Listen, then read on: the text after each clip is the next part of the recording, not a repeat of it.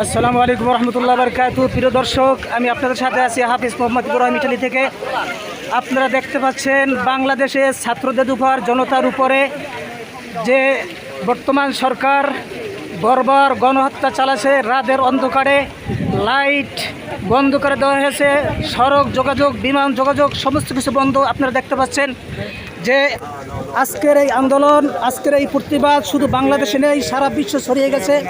যে ইটালিতে তিরন্তো ইউনিভার্সিটির ছাত্রদের পক্ষ থেকে আজকে দেখতে পাচ্ছেন আপনারা বাংলাদেশের ছাত্রদের আন্দোলনের সাথে তারা একত্রতা পোষণ করছেন।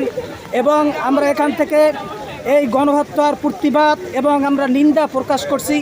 অবিলম্বে সরকারের পেটুয়া বাহিনীকে এই আন্দোলন, এই গুলি, তাদের ছাত্রদের গুলি বর্ষণ, ছাত্রদের উপর হামলা বন্ধ করার জন্য আমরা এখান থেকে আহ্বান জানাচ্ছি। যে আজকে আমাদের এই আন্দোলন পুরা ইটালির ভিতরে, ইউরোপ, আমেরিকা, পুরা ইটালির ভিতরে ছড়িয়ে গেছে। যে আজকে আলহামদুলিল্লাহ এখানে ইটালির সময় প্রায় 7টা এবং বাংলাদেশ সময় রাত্রে 11টা তিরন্তো ইউনিভার্সিটির ছাত্রদের পক্ষ থেকে আজকে এখানে প্রতিবাদ সমাবেশের আয়োজন করা হয়েছে।